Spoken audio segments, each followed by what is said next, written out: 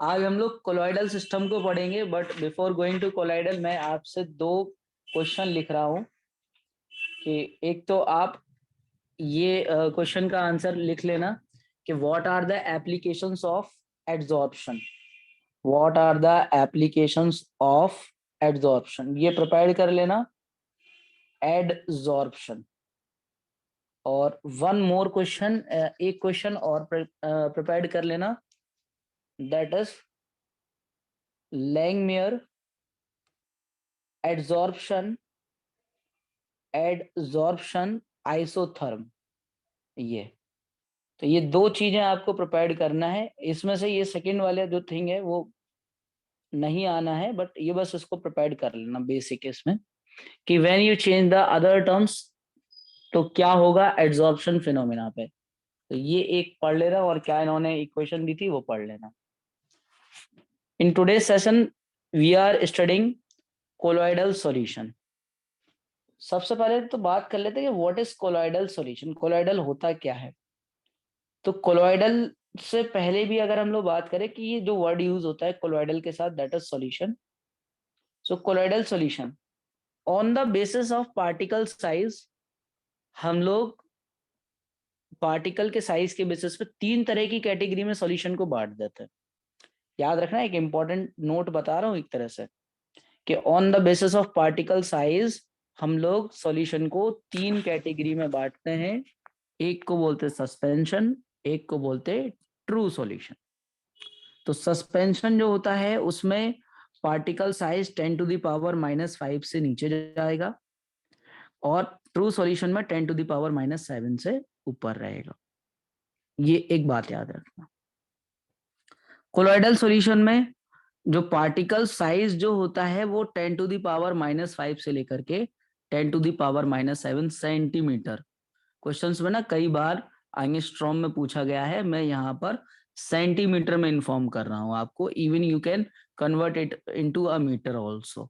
तो जब भी कोलॉइडल साइज के पार्टिकल, कोलॉइडल सॉल्यूशंस के पार्टिकल का साइज पूछा जाए तो when a particle size of solution, when a particle size of when a particle size of solution between 10⁻⁻5 centimeter to 10⁻⁻7 centimeter, then solution will called colloidal solution, then solution will called colloidal। तो on the basis of particle size हम लोगों ने इसको colloidal बोल दिया, ठीक है। इसके अलावा दो और होते हैं, कौन कौन से, एक सस्पेंशन और दूसरा ट्रू सॉल्यूशन, कोलॉइडल सॉल्यूशन। जो कोलॉइडल में फेज होता है वो हेट्रोजीनियस होता है, ये याद रखना। It's not a homogeneous. जो अभी तक हम लोग पढ़ रहे थे वो पढ़ रहे थे सॉल्यूशन कि वो होमोजीनियस नेचर का था। होमोजीनियस मतलब जहां पर यूनिफॉर्म वे में दोनों तरह के, मतलब जो सॉल्यूट सॉल्वेंट था उनका इंटरेक्शन यूनिफॉर्म वे में हो, हर एक पार्टिकल दूसरे के साथ इंटरेक्ट इक्वली करे, यूनिफॉर्मली करे। तो कोलॉइडल सॉल्यूशन जो होते हैं, याद रखना कि colloidal solution are homogeneous in heterogeneous in nature, ठीक है। So colloidal solution, colloidal solution are in heterogeneous, are in heterogeneous nature, heterogeneous nature। Second thing, जैसे हम लोगों ने सॉल्यूशन के अंदर जो वर्ड यूज किए थे सॉल्यूट और solvent, in a similar way we will use dispersed phase and dispersion medium in colloidal system. तो जैसे आपको याद होगा हम लोगों ने सॉल्यूशन वर्ड, सॉल्यूशन के टाइम पर वर्ड यूज किए थे ना, सॉल्यूट और सॉल्वेंट, ये वर्ड हम लोगों ने यूज किए थे इन केस ऑफ सॉल्यूशन जो होमोजीनियस था। But in case of colloidal solution, अगर कोलॉइडल सॉल्यूशन होगा तो कोलॉइडल सॉल्यूशन के केस में we will use we will use dispersed phase और डिस्पर्जन मीडियम। तो ये डिस्पर्जन मीडियम याद रखना है डिस्पर्जन मीडियम जो है it is similar like to solvent, dispersion medium, dispersion medium. Dispersion medium basically that component which is present in excess or which is present in more quantity. जो ज्यादा quantity में होगा वो डिस्पर्जन आएगा, और जो लेस क्वांटिटी में होगा that will called dispersed phase. ये वर्ड आप याद रखना, that will called dispersed phase. तो डिस्पर्स्ड फेज और डिस्पर्जन कोलाइडल सॉल्यूशन के केस में डिस्पर्स्ड फेज और डिस्पर्जन मीडियम. सॉल्यूशन के केस में सॉल्यूट और सॉल्वेंट वर्ड यूज होते थे, बिल्कुल सिमिलर वर्ड है. बिल्कुल सॉल्यूट के जगह पर आपने डिस्पर्स्ड फेज वर्ड यूज किया है in place of dispersion medium, मतलब सॉल्वेंट के प्लेस पर आपने डिस्पर्जन मीडियम वर्ड यूज किया है. यहाँ जो लेस क्वांटिटी में है, जो लेस क्वांटिटी में है वो डिस्पर्स्ड फेज है, जो मोर क्वांटिटी में है वो डिस्पर्जन मीडियम है.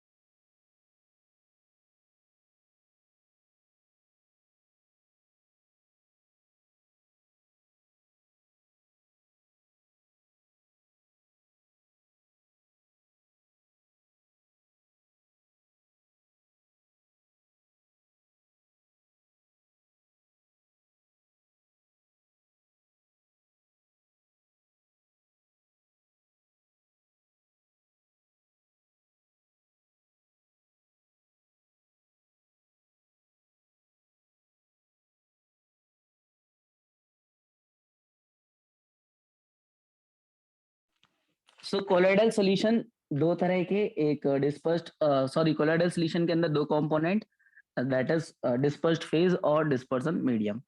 आपको याद होगा हम लोगों ने सॉल्यूशन का क्लासिफिकेशन किया था on the basis of physical state of solute and solvent.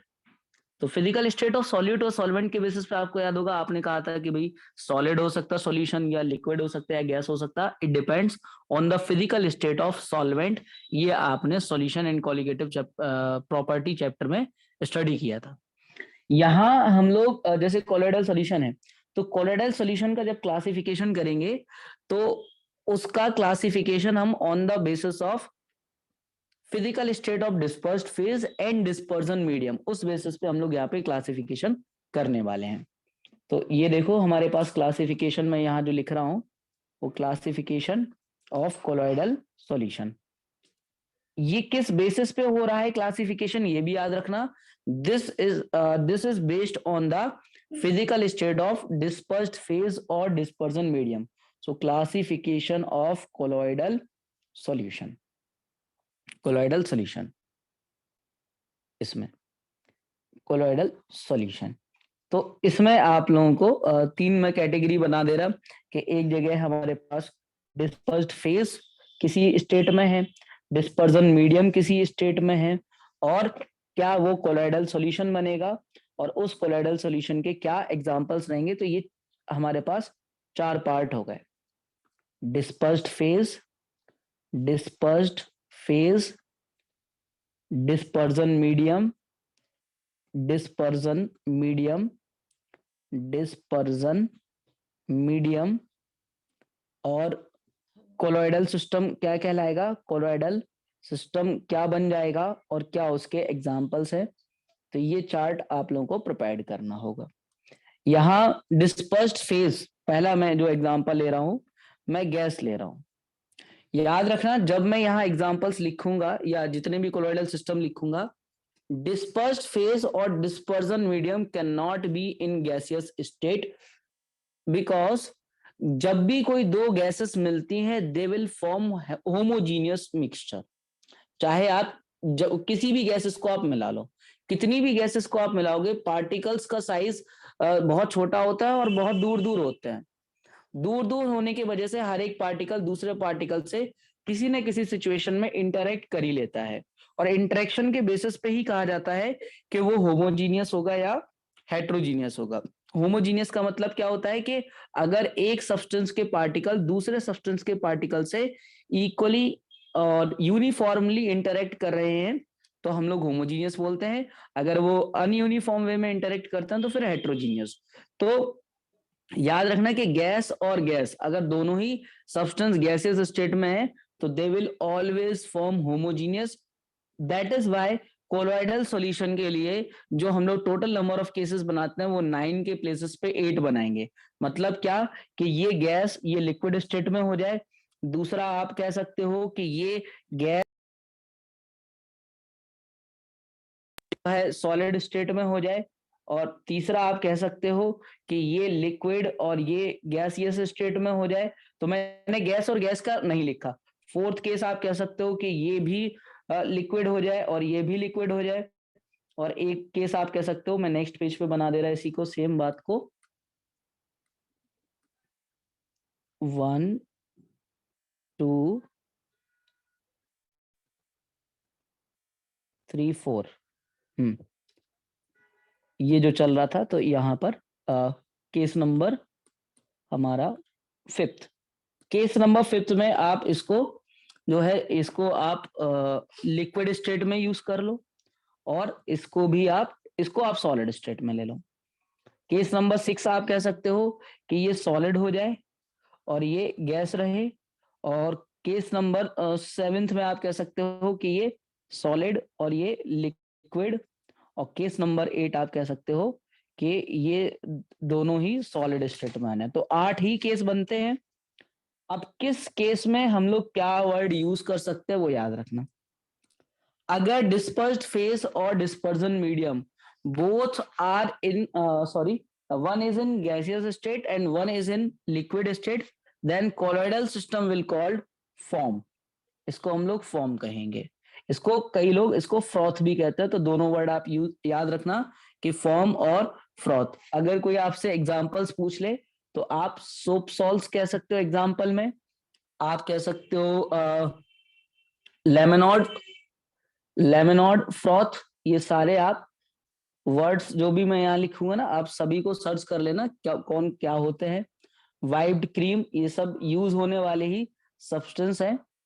तो सभी के लिए आप देख लेना जिन जो जो आपको नए वर्ड्स मिले जिनके बारे में आपने पहले नहीं सुना हो। गैस और सॉलिड, अगर डिस्पर्स्ड फेस गैसियस स्टेट में हो, डिस्पर्जन मीडियम सॉलिड स्टेट में हो, तब ये सॉलिड फॉर्म कहलाएगा। कोलॉइडल सॉल्यूशन का नाम हो जाएगा सॉलिड फॉर्म। तो डायरेक्टली आपसे डेफिनेशन भी पूछी जा सकती है, या आपसे ये पूछा जा सकता है what is the difference between form and solid form. तो आपको बस इतना सा कॉमन सेंस वाली बात क्या कि डिस्पर्स्ड फेज और डिस्पर्जन मीडियम के बेसिस पे इनको आप डिफरेंशिएट कर सकते हो। यहाँ आप प्यूमिस स्टोन एग्जाम्पल में लिख सकते हो, प्यूमिस स्टोन, और आप एग्जाम्पल में लिख सकते हो स्टाइरीन फॉर्म, एक स्टाइरीन फॉर्म आता है। तो ये सारे एग्जाम्पल आप याद भी कर सकते हो कि ये एग्जाम्पल आपसे डायरेक्टली वहां आप लिख सकते हो। फॉर्म रबर, तो ये सभी के मैं दो दो तीन तीन एग्जाम्पल दे रहा हूं ताकि आप वहां पर मेंशन कर पाओ। नंबर थर्ड, अगर डिस्पर्स्ड फेज लिक्विड स्टेट में हो, डिस्पर्जन मीडियम आपका गैसियस स्टेट में हो, then we will use word aerosol, और एरोसॉल के प्लेस पर एरोसॉल ऑफ लिक्विड, ये वर्ड मोर करेक्ट, क्योंकि एरोसॉल दो सिचुएशन में होता है, एक एरोसॉल ऑफ सॉलिड्स और एरोसॉल ऑफ लिक्विड। तो ये जो एरोसॉल है, इसमें आप एग्जांपल दे सकते हो फॉग, या आप दे सकते हो क्लाउड्स, ये आप एग्जांपल दे सकते हो, या आप स्प्रे, ये एग्जांपल दे सकते हो, जिसमें एक लिक्विड और एक गैसियस स्टेट में हो।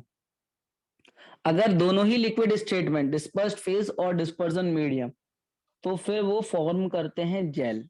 ठीक है, कोलॉइडल सिस्टम जो है वो जेल कहलाएगा। यहाँ आप एग्जांपल में लिख सकते हो चीज, चीज आप एग्जांपल में लिख सकते हो, आप लिख सकते हो बटर, ये आप एग्जांपल में लिख सकते हो, और बूट पॉलिश, बूट पॉलिश आप एग्जांपल में लिख सकते हो, और कर्ड, बस सफिशिएंट है, चार एग्जांपल्स। तो ये सब आपको याद रखना है कि on the basis of dispersed phase और dispersion medium we categorise colloidal solutions into 8 part. इनका फिजिकल स्टेट क्या था, उस बेसिस पे अगर एक गैस एक लिक्विड है तो फॉर्म या फ्रॉथ हम लोग बोल सकते हैं, एक गैस एक सॉलिड है तो सॉलिड फॉर्म, एक लिक्विड एक गैस है तो एरोसॉल ऑफ लिक्विड्स, एक लिक्विड दूसरा लिक्विड है तो जेल कहेंगे। नेक्स्ट,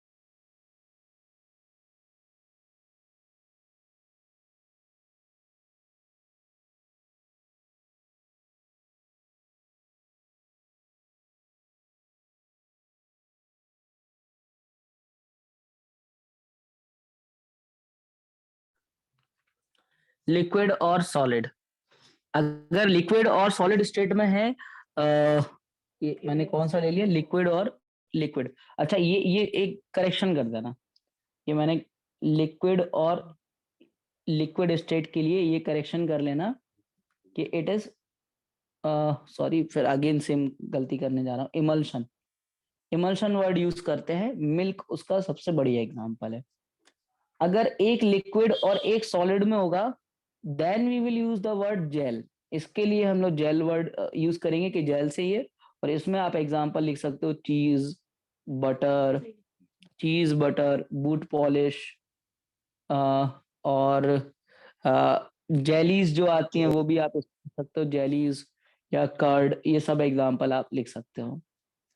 इसके अलावा अगर एक सॉलिड और एक गैसियस स्टेट में होगा, तब हम लोग वर्ड यूज करेंगे aerosols of solid, aerosols of solid हम लोग कहेंगे, एरोसॉल्स ऑफ सॉलिड। इसमें स्मोक और डस्ट आप एग्जांपल में कह सकते हो, स्मोक एंड डस्ट। अगर एक सॉलिड और एक लिक्विड, डिस्पर्स्ड फेज और डिस्पर्जन मीडियम, बच्चा क्या करता है ना, भूल जाता है कि उल्टा सीधा कर देता है, मिक्सअप कर देता है कि डिस्पर्जन मीडियम का कुछ स्टेट ले ले, डिस्पर्स्ड फेज का कुछ स्टेट ले ले, और उनको आपस में कोई भी नाम बना देता। तो ये इंपॉर्टेंट है इसमें कि कौन किस स्टेट में है। जैसे इसमें हमारे पास स्टार्च है, एग्जाम्पल में आप स्टार्च कह सकते हो, या आप कह सकते हो गोल्ड सॉल, गोल्ड सॉल कह सकते हो, और आप कह सकते हो मडी वाटर, और आप इंक कह सकते हो, muddy water, muddy water ink कह सकते हो एग्जाम्पल में, इंक। और आप कह सकते हो पेंट्स, पेंट्स भी आप इसमें एग्जाम्पल में दे सकते हो। अगर दोनों ही सॉलिड,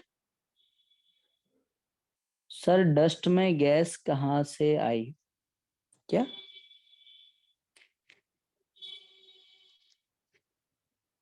एक सॉलिड और एक लिक्विड है।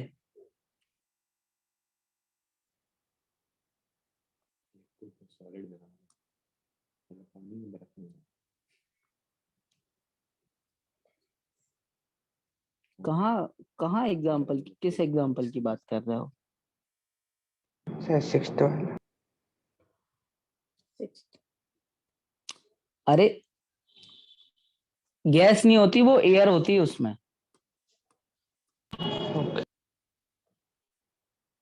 हाँ, अगर दोनों ही सॉलिड स्टेट में हो तो इसको हम लोग बोलते हैं सॉलिड सॉल्ट्स। और सॉलिड सॉल्ट्स के आप एग्जांपल दे सकते हो रूबी ग्लास, रूबी ग्लास दे सकते हो एग्जांपल, और स्टोन्स, जेम स्टोन, ये भी आप एग्जांपल दे सकते हो। So take the screenshot of all the pages, page number 1,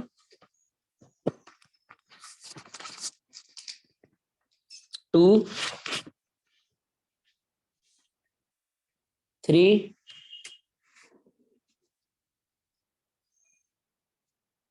4,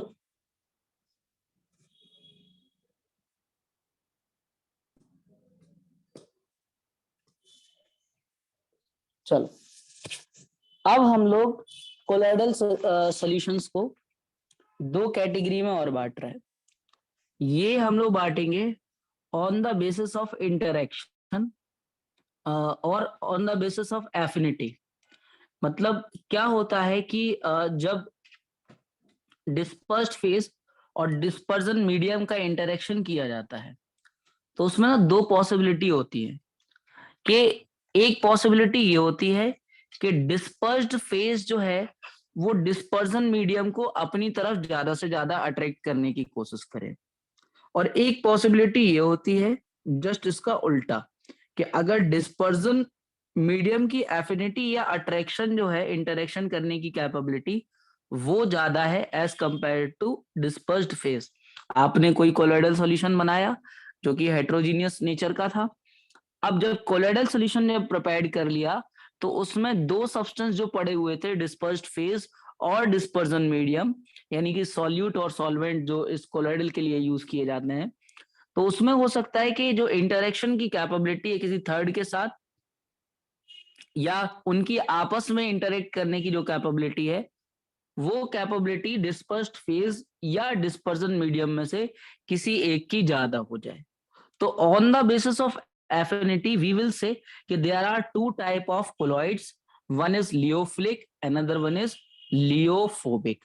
तो मैं पहले तो आपको एक नॉर्मल सी डेफिनेशन लिखवाऊंगा, आफ्टर दैट मैं इसके बीच में डिफरेंशिएशन करूंगा।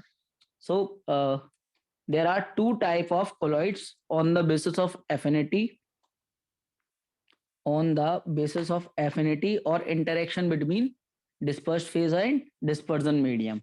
तो on the basis of affinity, on the basis of affinity, और दूसरी बात on the basis of interaction between dispersed phase and dispersion medium, colloids are of two types, दो तरह के हम बोलते हैं। पहला जो हमारे पास है फर्स्ट जो है दैट इज लियोफिलिक। लियोफिलिक वर्ड हम लोग यूज करेंगे, लियोफिलिक कोलॉइड्स। तो लियोफिलिक कोलॉइड्स में याद रखना है कि these are those in which dispersed phase जो है, डिस्पर्स्ड फेज का एफिनिटी की बात चल रही है, एफिनिटी भी कह सकते हो या आप इंटरेक्शन कह सकते हो। तो एफिनिटी डिस्पर्स्ड फेज का क्रेटर है किससे? डिस्पर्जन मीडियम से। ये आप पूरा डेफिनेशन वहां मेंशन करोगे, मैं तो यहाँ शॉर्ट में लिख दिया कि भाई डिस्पर्स्ड फेज जो है वो ग्रेटर एफिनिटी रखता है as compare to dispersion medium. तो यहाँ पर आप याद रखना कि क्या होता है, एक वर्ड यूज किया जाता है, क्या? फिलिक वर्ड अगर यूज किया जा रहा है, फिलिक, तो फिलिक वर्ड यहाँ यूज किया जाएगा, इसका मतलब है लविंग। और एक वर्ड हमारे पास और होता है फोबिक। फोबिक का मतलब है जो दूसरे को रिपेल करे। तो हम लोग जो पूरा इधर इधर कोलॉइडल सिस्टम जो स्टडी करने वाले हैं वो डिस्पर्स्ड फेस के बेसिस पे स्टडी करते हैं। अगर डिस्पर्स्ड फेस का एफिनिटी यानी कि अट्रैक्शन ज्यादा है टुवर्ड्स डिस्पर्जन मीडियम, तो आप हेट्रोजीनियस तो आपने जबरदस्ती मिला दिए किसी भी दो सब्सटेंस को, तो ये इस केस में ये एक तो वो फिलिक हो सकता है यानी कि वो डिस्पर्जन मीडियम के टुवर्ड्स ज्यादा अट्रैक्ट करे, और एक वो फोबिक हो सकता है यानी कि वो उससे दूर भागे। तो लियोफिलिक वर्ड जो यूज किया गया है लियोफिलिक, तो याद रखना कि हम लोग यहाँ जो पूरा का पूरा केस स्टडी कर रहे हैं कोलॉइड्स को, वो डिस्पर्स्ड फेज का यानी कि सॉल्यूट को लेकर के चलते हैं। सॉल्यूशन के अंदर हम लोगों ने सॉल्वेंट को लेकर के चले थे, बट यहाँ हम लोग सॉल्यूट को लेकर के चल रहे हैं। तो डिस्पर्स्ड फेज की एफिनिटी ग्रेटर है डिस्पर्जन मीडियम से, तो हम लोग उसको लियोफिलिक बोलेंगे। इसी तरह से जो दूसरा केस होगा उसको अपन बोलेंगे लियोफोबिक, और आप डेफिनेशन खुद ही समझ गए होंगे कि लियोफोबिक कौन से कोलॉइड्स हैं, लियोफोबिक कोलॉइड्स।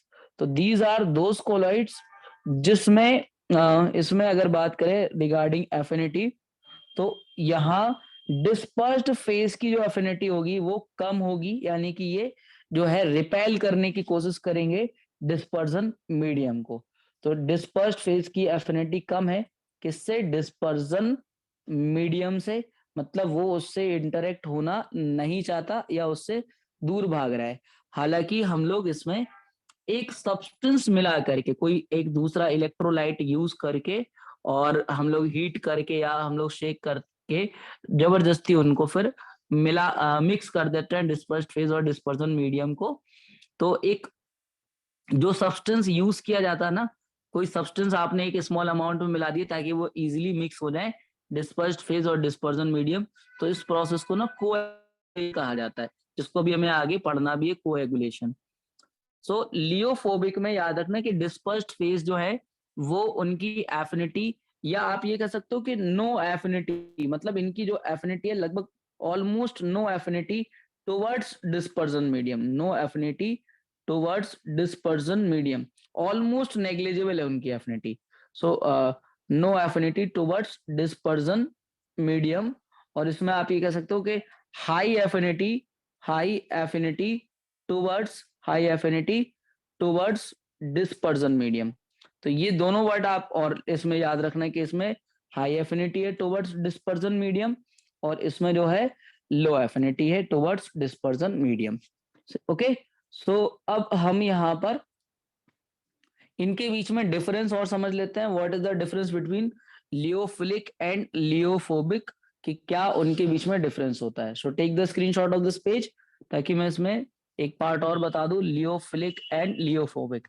आफ्टर दिस हम लोग यहाँ पर कुछ और स्टडी करेंगे, like positive negative neutral sols क्या होते हैं, हमारे पास मल्टी मोलिकुलर और मैक्रोमोलिकुलर कोलॉइड्स क्या होते हैं, मिसाइल का किस तरह से फॉर्मेशन होता है, और हम लोग समझेंगे कि कोलॉइडल सॉल्यूशंस को हम लोग कैसे कैसे बना सकते हैं। आफ्टर दैट कोलॉइडल सॉल्यूशंस के हम लोग प्रॉपर्टीज पढ़ेंगे, उनकी प्रॉपर्टीज लाइक हम लोग ब्राउनियन मोशन, इस तरह की चीजें ब्राउनियन मोशन पढ़ने वाले हैं, और टिंडल इफेक्ट, ये सब हम लोग इसमें स्टडी करेंगे। तो ये थोड़ा सा बड़ा पार्ट है कोलॉइडल सिस्टम यहाँ पर, और उसके बाद लास्ट पार्ट यहाँ जो बचेगा दैट विल बी कैटलिस्ट, वो कैटलिस्ट बचेगा, देन अपना ये चैप्टर कंप्लीट हो जाएगा। So what is the difference between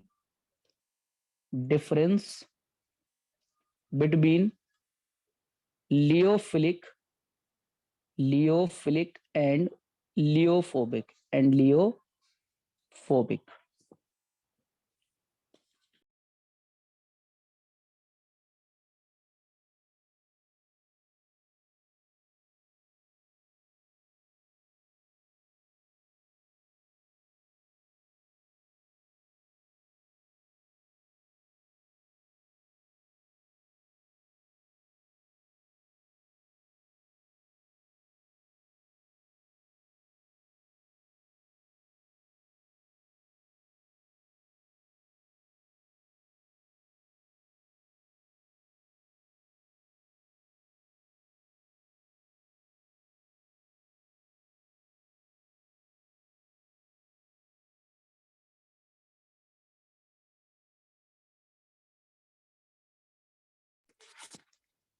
तो इसमें दो पार्ट हम लोग कर ले रहे हैं, दैट इज लियोफिलिक और लियोफोबिक।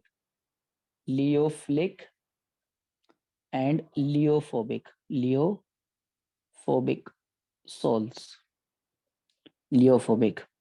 अब कोलॉइड्स वर्ड यूज कर देंगे। तो लियोफिलिक और लियोफोबिक को डिफरेंशिएट अगर करना है तो इसमें ना हम लोग कुछ बेसिस पे इनको डिफरेंशिएट करते हैं। जैसे पॉइंट नंबर 1, जो लियोफिलिक हैं वो रिवर्सिबल नेचर के होंगे, रिवर्सिबल। बट लियोफोबिक जो होंगे वो इरिवर्सिबल होंगे। इरिवर्सिबल का मतलब क्या हुआ कि जब आप दो सब्सटेंस को मिला रहे थे, आपने उनको मिलाया, आपने किसी तरीके से उनको अलग कर दिया, आपने फिर मिलाया, वो फिर जाकर के मिल गए। बट लियोफोबिक में क्या हुआ, जब आपने डिस्पर्स फेज और डिस्पर्जन मीडियम को मिलाया, तो मिलाने के लिए आपने कुछ प्रोसीजर यूज किया। क्या क्या आपने कोई सब्सटेंस वहां पे ऐड कर दिया ताकि वो मिल जाए, या आपने वहां पे टेम्परेचर प्रोवाइड कर दिया, या उसको शेक कर दिया पूरे सॉल्यूशन को, तो उसके बाद वो लियोफोबिक बन गया। अब बनने के बाद आपने किसी तरह से उनको फिर अलग कर दिया, अब अलग करने के बाद आपने फिर मिलाया, तो आपको फिर से सेम पैरामीटर्स नीड पड़ेंगे। ये नहीं है कि अब आप फिर से एक बार मिल गए थे तो दोबारा भी वो मिले। तो ये इरिवर्सिबल नेचर का होता है और ये रिवर्सिबल नेचर का होता है। पॉइंट नंबर 2, याद रखना कि जो लियोफिलिक होते हैं ना वो इजीली प्रिपेयर्ड हो जाएंगे। इजीली प्रिपेयर्ड क्यों हो सकते हैं, इसलिए क्योंकि लियोफिलिक वाले जो लियोफिलिक हैं उसमें डिस्पर्स्ड फेज जो है वो चाहता है कि उसके पास डिस्पर्जन मीडियम वो आ जाए, क्योंकि वो उसकी तरफ अट्रैक्शन ज्यादा दिखा रहा है। बट ये डिफिकल्ट टू प्रिपेयर्ड है, इनको बनाने में हमको सिचुएशन लगेगा, भाई कोई ना कोई सब्सटेंस लाना पड़ेगा, नहीं तो ये कोई ना कोई स्टेबलाइजर लाने, स्टेबलाइजर इज दैट सब्सटेंस जो आप यूज कर रहे हो इन दोनों को मिक्स करने के लिए। तो it is difficult to prepare comparatively, ये नहीं है बहुत ज्यादा डिफिकल्ट है प्रिपेयर करना, कंपैरेटिवली ये हमारे पास डिफिकल्टी से प्रिपेयर्ड होते हैं। ये स्टेबल नेचर के होंगे। स्टेबल क्यों भाई, ये इसलिए स्टेबल होंगे क्योंकि डिस्पर्स्ड फेस चाह रहा है डिस्पर्सन मीडियम को अपनी तरफ खींचे रखना।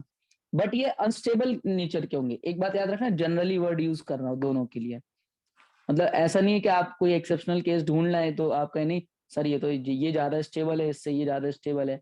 मैं एक जनरल बात कर रहा हूं कि इनके लिए हमको इलेक्ट्रोलाइट्स की नीड नहीं होती, यानी एक ऐसे सब्सटेंस की नीड नहीं होती जो इसको कोएगुलेट करें। बट यहाँ हमें कोएगुलेशन का प्रोसेस कराना पड़ता है ताकि ये आपस में मिल जाए। अगर मैं बात करूं चार्ज की, तो इन पे ना कोई चार्ज नहीं होता इनके पार्टिकल्स के ऊपर, मतलब नो चार्ज ऑन पार्टिकल। ये पॉइंट आप याद रखना कि no charge on particle. While इसमें क्या है कि इसमें कोई ना कोई चार्ज होगा, तो चार्ज ऑन पार्टिकल इट में भी पॉजिटिव और नेगेटिव, दो ही तरह के चार्ज हो सकते हैं। तो चार्ज ऑन पार्टिकल, अगर चार्ज पार्टिकल पर है तो it means they will influence by any electric और मैग्नेटिक फील्ड। अब आप ये कह सकते हो कि अगर आपने इलेक्ट्रिक फील्ड, तो आप ये कह सकते हो कि ये इन्फ्लुएंस हो सकते हैं migration, no migration on on electric field, no migration, no migration on electric field, on electric field. और इसमें आप कह सकते हो कि migration on migration in presence of electric field, मतलब नेगेटिव वाले पॉजिटिव की तरफ, पॉजिटिव वाले नेगेटिव की तरफ।